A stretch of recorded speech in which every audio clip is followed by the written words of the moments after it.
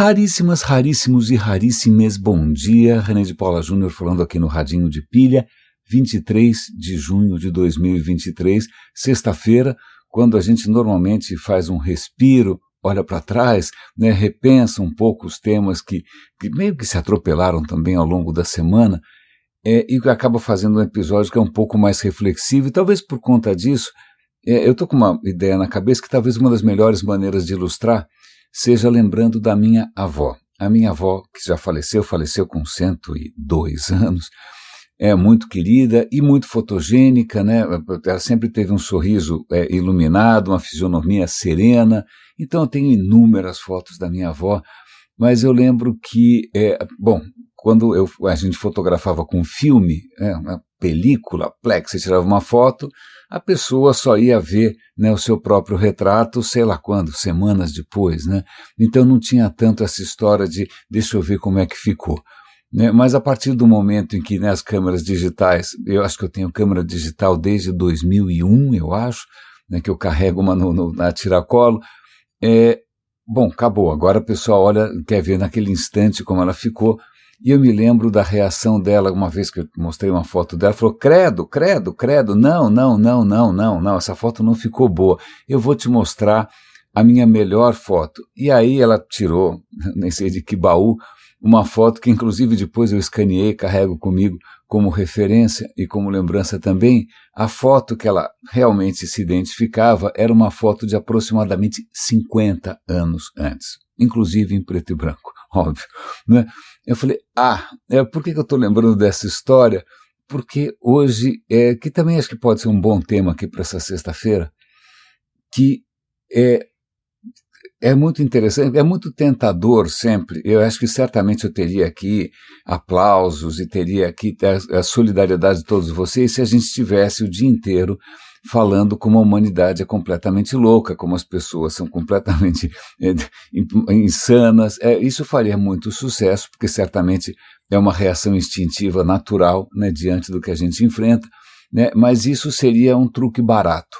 Né? Para mim, acho que o desafio tem sido não exatamente mostrar aqui as inúmeras maneiras pelas quais as pessoas fazem bobagem, mas deixar bastante claro que talvez eu tenha me enganado. Talvez ao longo da minha formação, eu tenha criado uma ideia, inclusive uma expectativa bastante, não só errônea, mas meio desastrosa de como as pessoas funcionam. Talvez eu tenha sido idealista demais, romântico demais, ingênuo demais, o que me faz lembrar da definição de um velho conhecido, que uma vez ele sem querer me incluiu no reply a um comentário, e aí nesse reply eu falava assim, não, o René, ele é bonzinho, mas é meio bobo. Então, mas, pois bem, levando em consideração esse diagnóstico preciso das minhas deficiências em termos de malícia, realmente o que eu percebo, acho que o Radinho, espero que tenha deixado isso transparente, que eu estou redescobrindo o que antes eu imaginava ser diferente, e que talvez explique uma série de descompassos ao longo da minha vida. Quem mandou imaginar que as coisas eram diferentes? Quem mandou imaginar que as pessoas podiam... Não. Então a gente se depara... tem várias consequências esse tipo de descoberta. Não estou colocando aqui uma descoberta cínica de dizer que o mundo na verdade é cruel. Não.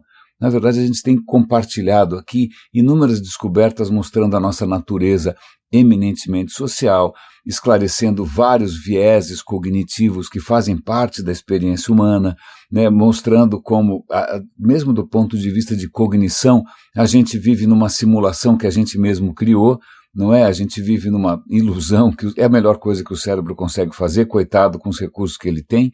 Vale lembrar que o cérebro tem uma limitação que é basicamente o parto, não é? Se você quisesse um cérebro maior, sua mãe ia sofrer um pouco mais, né? Já que estamos falando aqui de progenitoras, etc.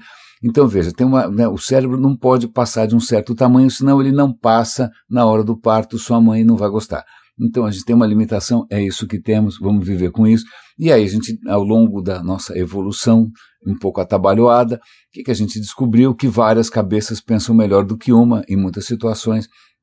E aí, acho que talvez a história da civilização seja descobrir de que maneiras várias cabeças podem funcionar melhor do que uma. A gente já descobriu várias maneiras em que várias cabeças pensam pior do que uma, invadem Brasília, uma coisa de louco. Então, mas eu estou fazendo aqui essa digressão porque isso sim, né, então levando em conta que errei, as minhas expectativas estavam erradas, na verdade a gente tem que ter simpatia pela nossa espécie, empatia, porque, puxa vida, a condição humana é essa condição de perpétua incerteza, de fragilidade, a gente tem que se ajudar, ok, mas o que é mais, não vou dizer que seja dramático, mas que é mais desafiador, é perceber que, vamos imaginar que num certo momento alguém descubra como a gente funciona. Aí você vai para o mundo e fala, olha, para tudo, a gente estava equivocado, né? A gente estava baseando a sociedade inteira, crenças inteiras, etc. e tal, né? Filosofias e psicologias, tudo, esquece, não é nada disso, as coisas são assim. E a gente mostra lá algo que não só faça sentido, mas que tenha evidências, que seja baseado na evolução, na biologia, na física, na ciência.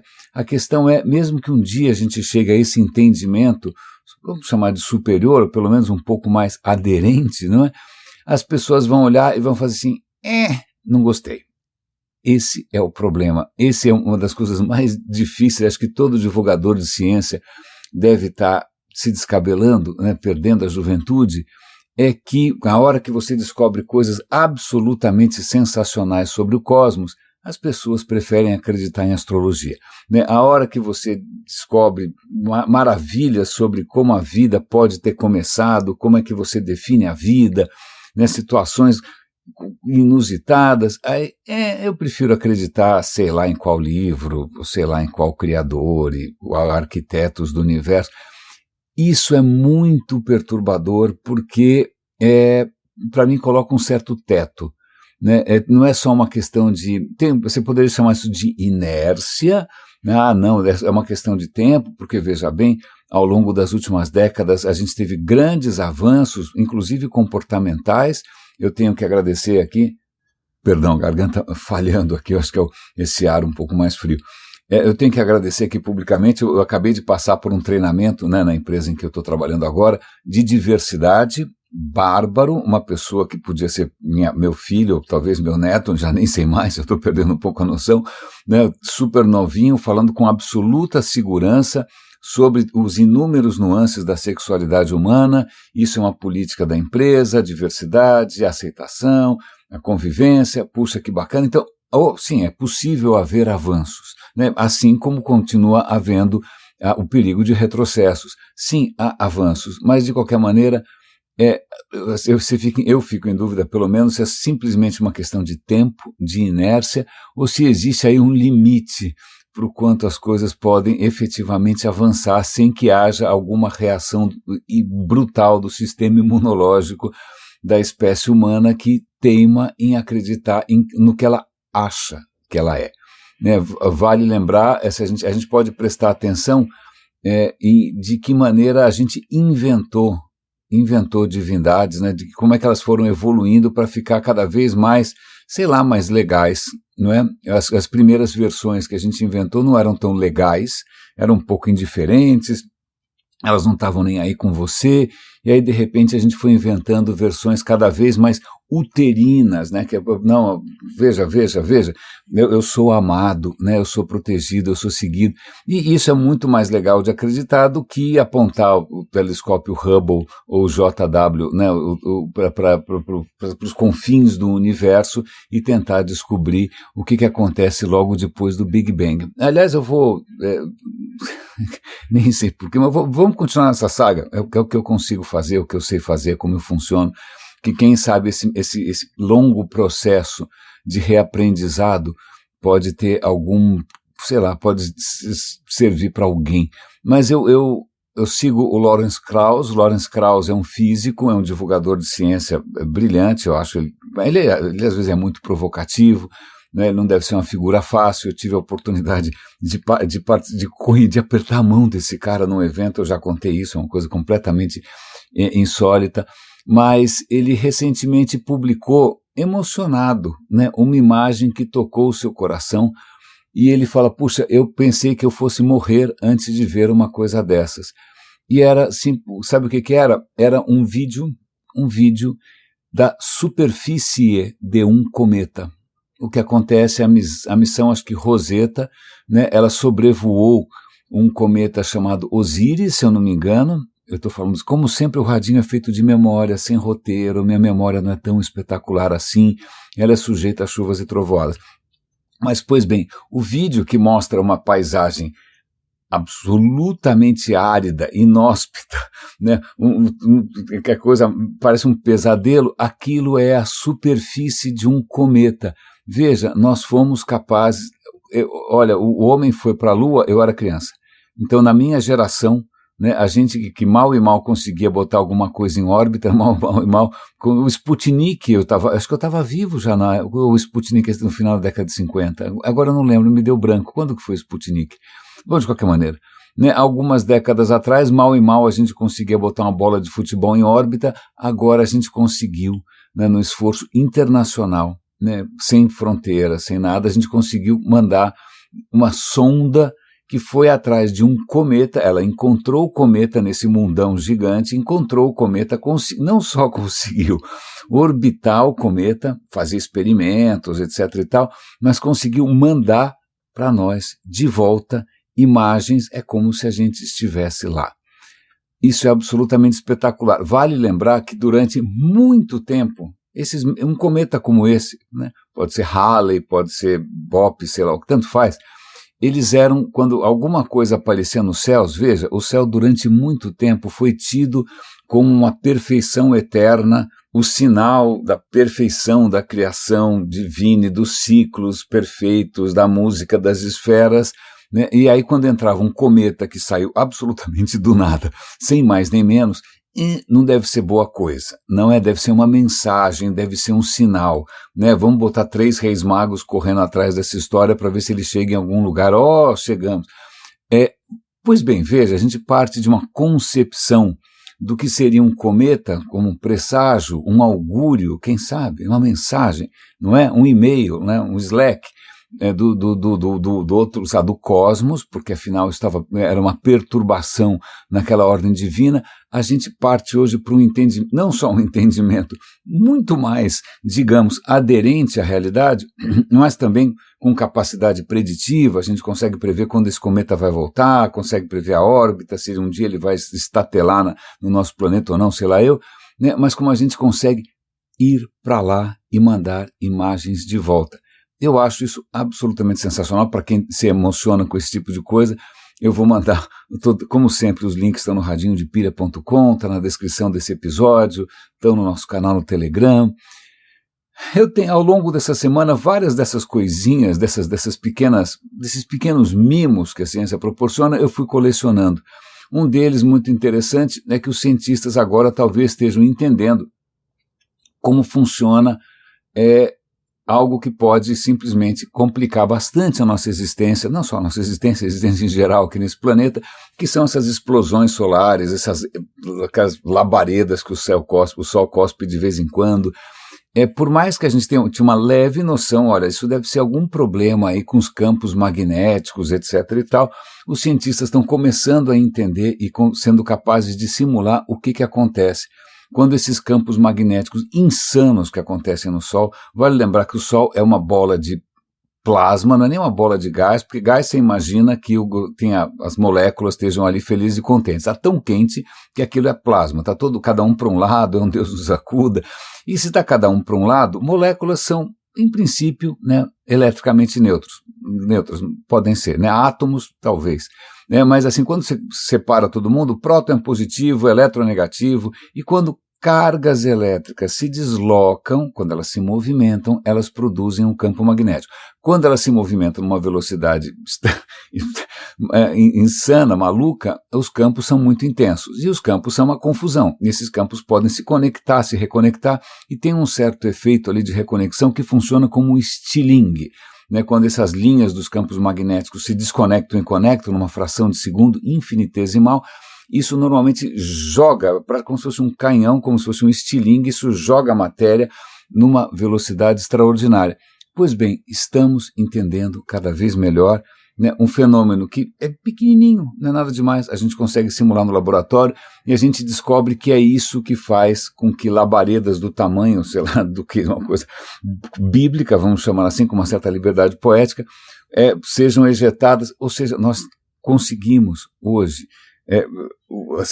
a coisa mais delicada, mais imperceptível, mais sutil, está dentro do nosso entendimento. Mas é lógico que a gente pode, obviamente, ler o Quiroga no Estadão e ver se o alinhamento dos planetas é muito mais romântico, né, que dizer que isso vai definir que, afinal, eu sou Libra com ascendente em Gêmeos. Aliás, vou fazer uma pequena anedota aqui com relação a signo. Eu sou de Libra, nasci em outubro, e eu sempre achei, porque alguém tinha dito para mim que eu tinha nascido X horas do sei lá de que dia, sei lá que horas, e então, portanto, meu ascendente era virgem. Então eu passei aproximadamente 50 anos achando que eu era Libra com ascendente em virgem e lendo os horóscopos e vendo aquelas cartas, até descobri recentemente, que, com a minha avó, inclusive, conversando com a minha avó, ela estava viva, e ela falou, não, você não nasceu X horas, você nasceu Y horas, eu estava lá, eu lembro, né, as outras pessoas envolvidas, a sua mãe estava morrendo, quase sofrendo, eu estava lúcida, eu lembro, eram X horas da noite, eu não lembro mais que era. Então, portanto, aos 50 anos eu descobri que eu era Libra com ascendente em Gêmeos, o que, em princípio, deveria mudar tudo, mas a questão é que durante 50 anos, tudo que eu lia sobre Virgem fazia sentido, agora eu não leio mais nada sobre nada, porque realmente, veja, eu estava concordando com uma coisa que é completamente infundada, porque foi calculada com base num horário equivocado. Desculpa, foi só uma coisa relativamente pessoal. Mas vamos lá, agora vocês sabem que eu sou Libra com ascendente em Gêmeos e tirem as conclusões que vocês quiserem. Tem várias questões interessantes aqui para a gente meio comentar, já que eu falei de sondas aqui, e vamos falar um pouco de espécie humana também. O mundo aí estava com fôlego, né, suspenso, enquanto a gente não sabia o que tinha acontecido com o submarino do Titanic. E é lógico, tem N coisas para falar, né? Primeiro, o construtor do submarino era um disruptor que gostava de ser lembrado, queria ser lembrado como um inovador que desafiou as regras. Vou dar um link aqui para uma entrevista que ele deu para um rapaz mexicano, em que ele fala, não, eu sou inspirado no coronel não sei quem, que diz que a gente é lembrado pelas regras que a gente quebra. Ele vai ser lembrado pelo casco do submarino que ele quebrou, porque afinal ele não seguiu, né, as regras mais convencionais da engenharia naval, resolveu fazer um submarino disruptivo e que disruptou, né, disruptou da pior maneira, é trágico, é horrível isso. Eu já tinha feito eu e minha mulher já tínhamos feito 2 pequenas viagenzinhas de submarino turístico, uma a 100 metros, outra a 300 metros, agora a gente acho que não vai fazer mais nenhuma outra não é? Depois dessa a gente ficou um pouco, digamos, perdemos um pouco a confiança, mas o que é interessante é que, veja, a espécie humana, é muito interessante isso, a gente está aí com todas as manchetes, né, acompanhando esse drama desse submarino, quando eu fico me perguntando quantos barcos com refugiados e que imigrantes que afundaram nas costas da Itália, da Grécia, e que morrem 10 pessoas, 20 pessoas, 30 pessoas, 100 pessoas de uma vez, né, corpos vão parar nas costas ali desses países europeus, e curiosamente isso, né, embora, né, não, a gente vai, deixa para lá, mas é como nós funcionamos, né, é engraçado porque se a gente consegue se comover com 2 ou 3 pessoas, mas se forem 1.000 pessoas, não. Se forem 700 mil pessoas na pandemia, não. Se forem milhões de pessoas no Holocausto, não. Porque vira número, não é? Agora, quando são 3, 4, 5, a gente ainda dá conta, sobretudo se forem pessoas brancas e ricas, tal, se não forem pessoas que, por alguma razão qualquer, estão numa outra caixinha da nossa classificação étnica, mas deixa para lá, o que eu posso fazer? É assim que o nosso afeto funciona. Mas eu acho que eu deixei de comentar com vocês um podcast da BBC chamado Fórum, que também os temas são os mais diversos, e dessa vez ele estava comentando sobre algo que é também humano, demasiadamente humano, que é essa onda de turismo global, turismo massivo, né? Vale lembrar que acho que quando eu nasci, o mundo tinha praticamente metade do número de pessoas, então quando eu olho em volta tem mais gente do que eu estou acostumado. Então, desculpa, isso é só uma questão aritmética, né? Mesmo São Paulo, acho que tinha metade da população. Então, agora, quando, né, eu era criança no centro da cidade, agora se eu for lá de novo tem 2 vezes mais pessoas. Então, já é uma coisa um pouco perturbadora. Mas o que ele está contando aqui é sobre o turismo, né? Agora o colega ali, para onde você vai? Eu vou viajar para cá, eu vou viajar para lá. Eu também estou sempre contando histórias de viagens. E viagens hoje, não sei se você já voltou a circular depois da pandemia, mas vamos imaginar que você vá para Veneza. Cara, Veneza, aí param daqueles navios colossais, que é maior do que a Veneza inteira, e descem milhares de pessoas que vão ali tirar fotos, tic, e sobem no navio de novo. Uau, o que foi isso? Né? Esse turismo massivo, esses cruzeiros gigantescos, aviões voando por toda parte. A gente teve alguns anos atrás em Praga e toda igreja, aí vem uma coisa completamente maluca também, imprevisível. O que acontece, era muito difícil você tentar tirar foto de alguma igreja bacana que você viu, porque noivas asiáticas, acho que a moda naquele momento é que noivas asiáticas, para fazerem o book do seu casamento, elas fossem fotografadas de vestido de noiva em diversas catedrais, em diversas cidades da Europa. Então, imagina, você pega o book da moça de casamento, vai ter uma foto dela em Notre Dame, uma foto dela em São Paulo, em São Peter, sei lá eu, não é? A moça fazendo um périplo, uma odisseia. Imagina o mico que deve ser você viajar levando o vestido de noiva, põe e tira, só em função do álbum. E isso é antes de casar, não é que é a lua de mel. Né? Então isso, você começa a perceber que o turismo começa a ganhar uma outra dimensão na hora em que todas as pessoas da Ásia, da África, tanto faz, né, vão querer bater cartão nos mesmos lugares e fazer uma selfie nos mesmos lugares. E o que acontece, qual é o impacto desse turismo global? O turismo como indústria nasce na Inglaterra, Thomas Cook, que começa, ainda mais com essa história dos trens, né? Ele falou, vamos fazer o seguinte, vamos aproveitar que tem trens, vamos conhecer a Inglaterra, tal. Ele começa a popularizar o turismo. O turismo, é lógico, já existia antes, né? Romanos ricos, desciam ali aquelas estradas romanas, a Via Ápia para fazer turismo, se tinha estâncias hidrominerais, tudo bem, isso era quem tinha grana, né? Durante também, sei lá, a aristocracia, ou pelo menos as pessoas muito ricas na Europa, faziam o que era chamado do Grand Tour, né? Você só podia se considerar um gentleman, né? Alguém civilizado se você tivesse feito o Grand Tour, ido para a Itália, ido para a Grécia, passado por Paris, né? Pensa também, o pessoal endinheirado aqui no Brasil mandava os filhos para Paris e todo mundo tinha que fazer o raio do Grand Tour, mas isso era uma coisa bastante elitista, não é? Mas aí o Thomas Cook começa a popularizar, fazer pacotes, nascem agências de viagens, e isso realmente bomba depois da Segunda Guerra. Depois da Segunda Guerra, década de 50, você tem aí uma relativa prosperidade, uma relativa paz, não é? Muitos soldados tinham conhecido outros lugares, aí fica essa história toda de conhecer o mundo, e começa a surgir também meios tecnológicos, tipo aviões, não é mesmo? Navios cada vez maiores, e hoje o tamanho dessa indústria é colossal. E isso tem um impacto. Isso tem um impacto da natureza, em primeiro lugar, né? Vale lembrar que o transporte aéreo tem uma pegada de carbono respeitável. Os navios também, imagina, para você sustentar um navio é uma logística maluca, não é, quando você chega lá, você perturba toda a situação que você está tentando visitar, não é? Aliás, eu vou citar aqui uma frase que eu achei interessante, que acho que é de um sociólogo italiano, que ele fala que o sonho de todo turista é visitar um lugar sem turistas. Né? Só que não é assim que funciona.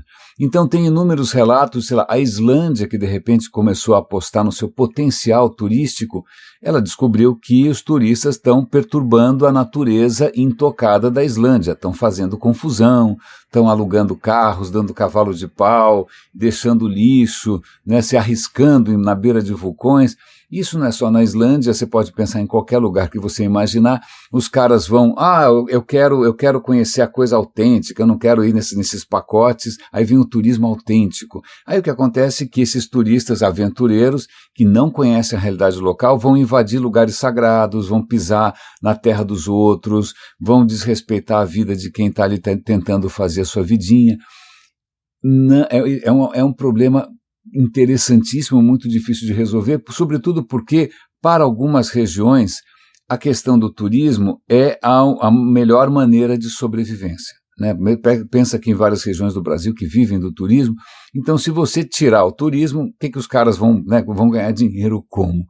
Só que, aliás, esse é muitas vezes o argumento da indústria, olha, nós estamos trazendo prosperidade para os países, né? Do que seria do Egito sem o turismo, do que seria, sei lá, Bora Bora sem o turismo, o que seria, fala qualquer lugar, Galápagos sem o turismo, mas o que eles acabam mascarando é que toda essa riqueza que o turismo traz não necessariamente vai para as pessoas locais, porque muitas vezes redes internacionais de hotéis ou de serviços compram os melhores lugares, então o dinheiro que está sendo trazido para os turistas naquele lugar vai para uma multinacional, vai para um Hilton, vai para um Marriott, ou seja, o que for.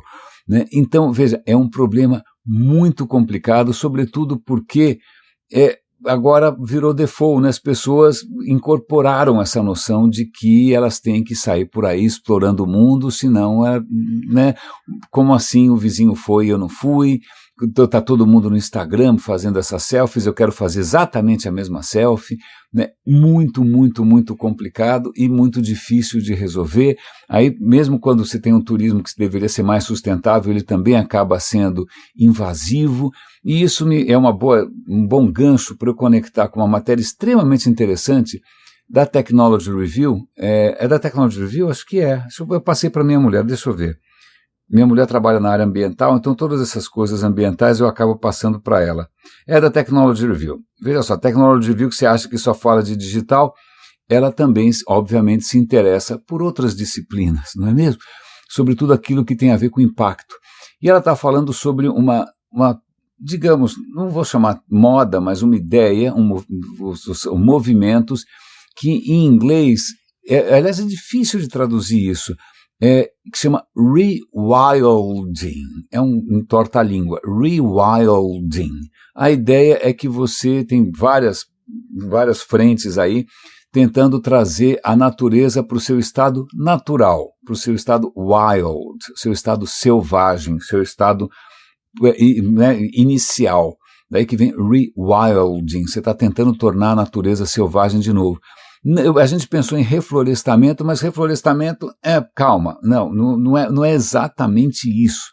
Né? Mas o que é curioso é que ele começa o artigo contando de hipopótamos na Colômbia. Eu não sei se eu já contei essa história, faz uns 10 anos mais ou menos, eu estava num projeto que na Colômbia, né? Eu não tinha ido para lá ainda, em algum momento eu ia e tal, mas eu estava uma vez fazendo uma dessas videoconferências com o pessoal do projeto e o colega da Colômbia, que era o meu par ali, né, que estava me ajudando, ele atrasou. Aí quando ele chega um pouco atrasado na conferência, fala, gente, desculpa, é que eu fui levar um amigo no hospital.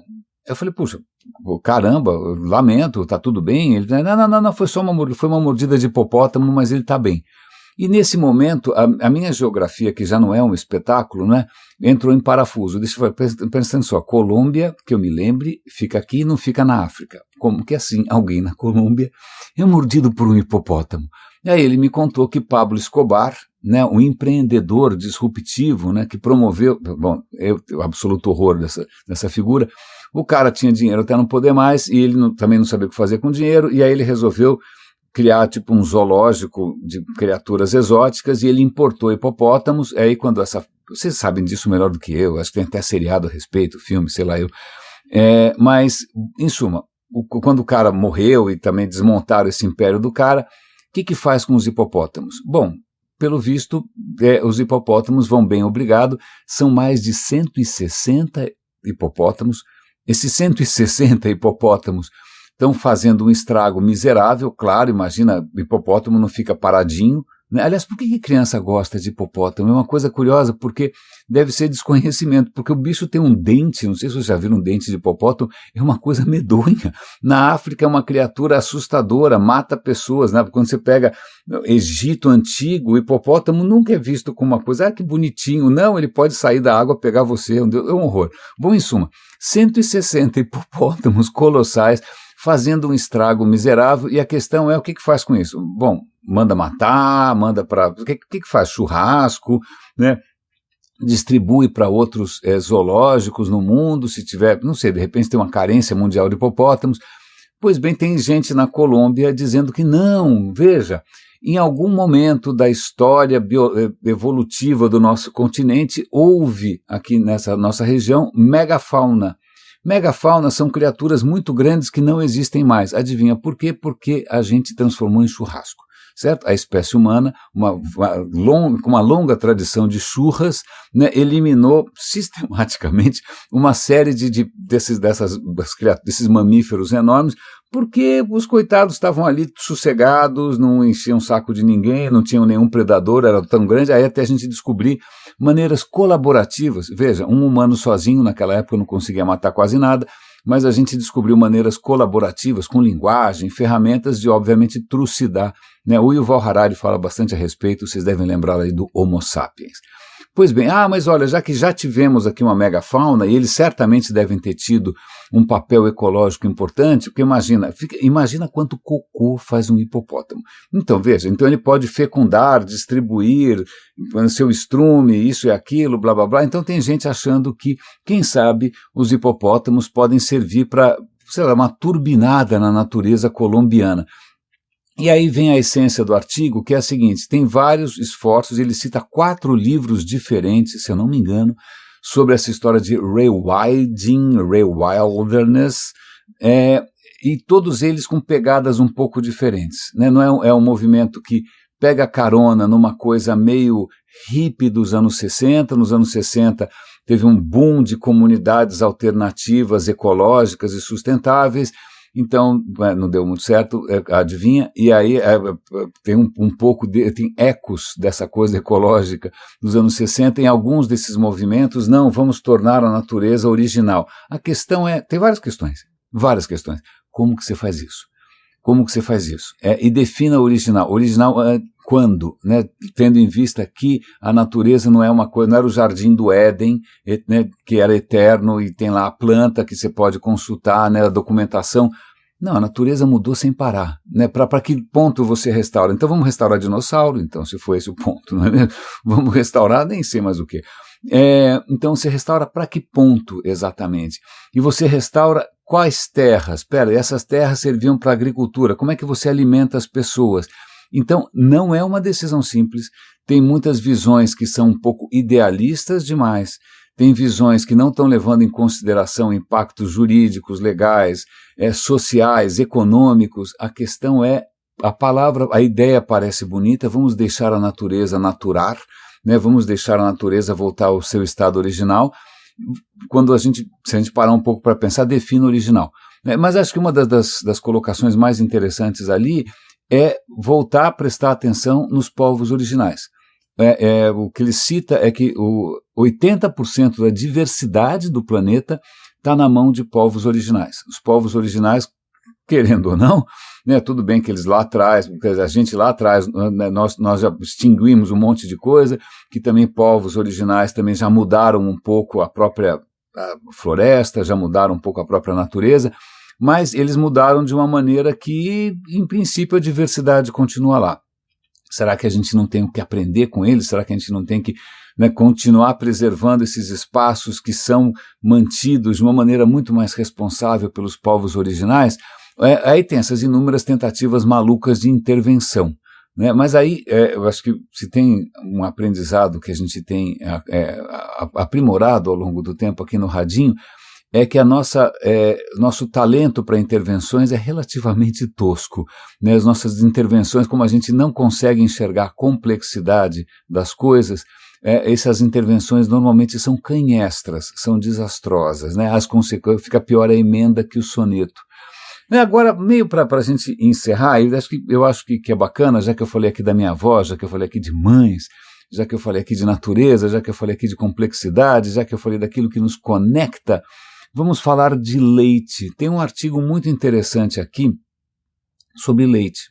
Leite, ok? Simples leite. Não, defina leite. E aí eles contam que mesmo para especialistas, definir o que é leite não é a coisa mais simples, porque leite, ok, mamíferos, ok, temos criaturas mamíferas que de alguma maneira a mãe alimenta o filho com algum tipo, né, de secreção, que pode ser normalmente de uma glândula mamária, e aí eles vão citar inúmeras exceções que eu não vou citar aqui para não tirar o sono nem o apetite de vocês, mas acontece que é um mundo vasto, né? Tem tipos e tipos de leite, tipos e tipos de mamas, não é uma coisa muito, mesmo quando a gente pensa na amamentação humana, o leite é o quê? São os nutrientes que estão ali dentro, o leite são as calorias, é a gordura, é o açúcar. O que é muito interessante, além de descobrir, primeiro, essa imensa variedade, né, a amamentação provavelmente começou a surgir, ou alguma coisa parecida com isso, há algumas centenas de milhões de anos. Então, convenhamos, né, a amamentação e o leite tiveram bastante tempo para evoluir. Né, e cada espécie evoluiu a amamentação e o leite a sua imagem e semelhança, do jeito que mais lhe convinha. Então, por exemplo, criaturas que têm que muito rapidamente amadurecer. Você pensa um cavalo que já nasce e sai correndo, uma foca também que de repente o filhote tem que, em 4 dias, tem que estar circulando sozinho. Né? O leite dessas criaturas normalmente tem muito mais gordura, né? O negócio é gorduroso pra caramba, porque o bebê precisa crescer rapidamente, né? O bebê tem que dobrar de peso em pouquíssimo tempo. Agora, outras criaturas, primatas, por exemplo, nós estamos incluídos nisso, em que o processo de amadurecimento ou de desmamamento é muito mais longo, o leite não é tão gorduroso, o leite tem mais açúcares. Mas não é só uma questão dessa composição. Tem uma questão que é interessante, porque você não pode separar o leite da mãe e do bebê. Porque o leite faz parte de um processo ali meio triangular. Né? O leite que a mãe passa para o bebê, ele é dinâmico, depende se é de manhã, depende se é à tarde, depende se é à noite.